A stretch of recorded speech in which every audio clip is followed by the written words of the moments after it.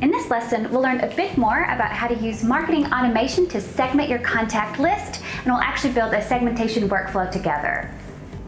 Email segmentation is the process of grouping your contacts into meaningful categories in order to create and send content that is as specific to the individual contact as possible. Breaking down your list into multiple lists lets you tailor your campaigns and individual messages to fit the needs, interests, and customer life cycle stages of real people. So let's go over why we segment and why you should too. Highly targeted communication. It's got to be personal to really connect with your audience. Relevant content groups. Creating smaller groups of contacts with something in common will simplify your targeting efforts. Increased personalization. You can be sure that you are only sending highly relevant and personal content to your individual contacts.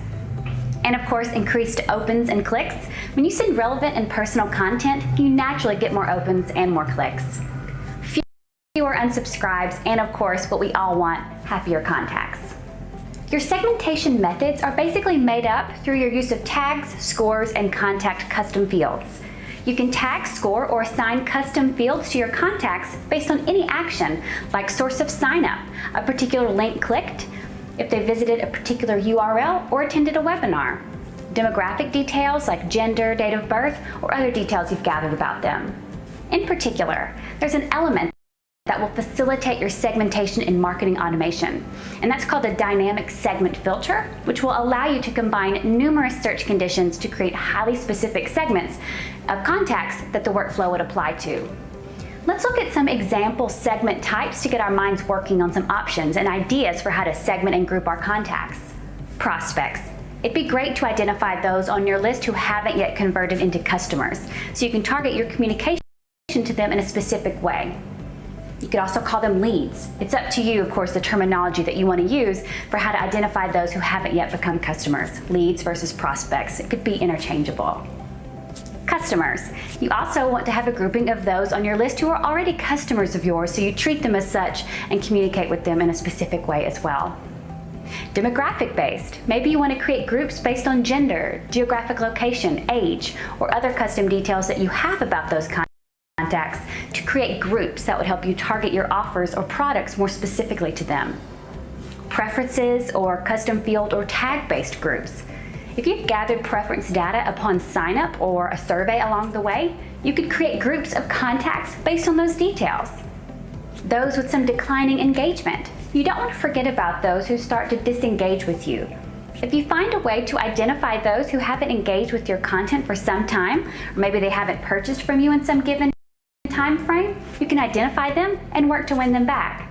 Maybe behavioral segments. It could be active clickers, active website visitors. You can easily identify these people and thank them, or similarly as the previous one, those who aren't clicking, opening, or visiting your site.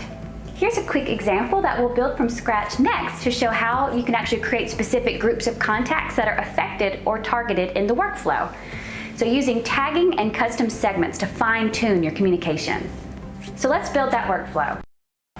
In this workflow example, we're using the segmentation methods that we have available to us to actually set up a workflow that's going to be specific for, let's say, our US partner program.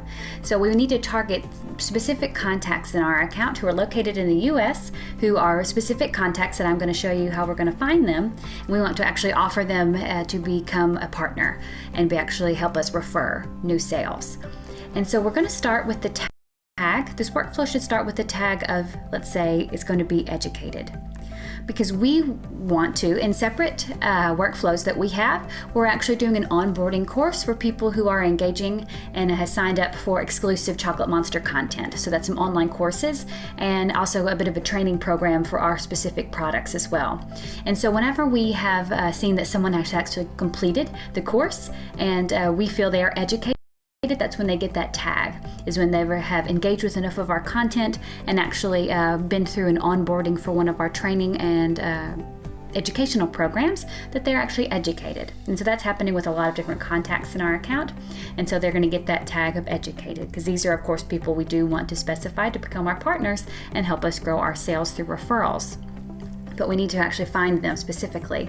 So we're starting with this educated tag because of the work we've already done with that. And then what we want to do is actually use the dynamic segment filter to specify at this moment only those contacts who have the educated tag who are located in the US, because the offer that we're sending is specific to our US partners. And we can set up a separate profile or workflow, for example, and message that we have for partners around the world. And so we're going to use the dynamic segment element to specify it further. And so this is only for contacts who are going to be in our chocolate content campaign, our list, of course. So people who are in this chocolate content is where they actually get this tag. We want them to have been receiving autoresponders, meaning they were a part of our course as well. Then we need to add their condition. And so for the condition, we're going to choose here geolocation, country is United States. So it's going to look through all of our contact profiles for anyone who meets all of these conditions here. So the first condition is they should have this tag, and then to proceed further, they must meet all of the conditions that I've set here in the properties for my dynamic segment filter as well. And so then and only then should I send the message, which is kind of like offering them, to be a part of this program. And so just in this quick example, we're going to say, thanks for staying with us. Like, you're educated with us. You've gone through our whole program. Thanks for staying with us.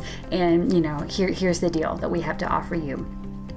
And then when actually we send that message, we want to then see and confirm, did they visit and make it to our partner sign up program thank you page, meaning they actually signed up to become a partner.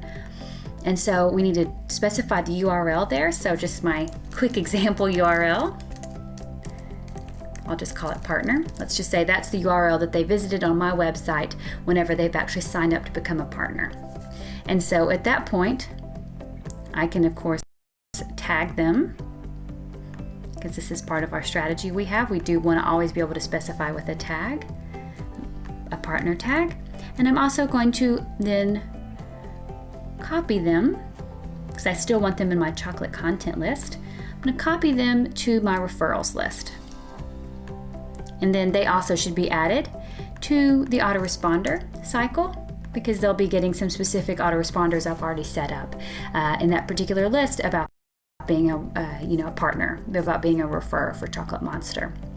And so you can see I use lots of segmentation, kind of tools. Dynamic segment, tagging is part of that. Geolocation is part of that. And then also just more of the specific conditions that are available to me through marketing automation. I can actually see they did sign up, so they need this tag that I use to identify the partners for my company. And then they're actually going to be copied to a list and start a whole nother autoresponder cycle all about being a partner of the Chocolate Monster. And so for those who didn't actually end up visiting the specific page, so they all got sent who met the criteria up here, first two elements. They all got that message, but if they didn't end up visiting the page, I want to just wait a couple weeks, give them some time. It's not a rush for me. Just give it some time, so wait 14 days. And then I'm going to just send a check-in message to see if maybe now they'd be ready to sign up. So I think I've called it 2-week check-in. Yeah. And so this is going to be my 2-week check-in. And as always, and as I'm sure you're probably a bit used to me saying, you can continue to expand this even further if you needed to actually then see, did they actually open this message? Did they visit this page? But this is just a cool example of using all the segmentation methods that you have in a quite simple way to be able to identify only the specific contacts who should be, targeted with a particular offer. And in this case, it's to join a referral program. But it was only people who I know are educated about my products, are located in the part of the world where I'm able to offer, this particular promotion at the time, this offer, and then use the features available to me to verify that they have signed up, and then move them to the proper place in my account so they can receive more training and education for that as well. So this is just one example of many, I'm sure you all will come up with, to be able to use a segmentation in a way to really target and fine-tune the content that you're sending to the contacts in your account.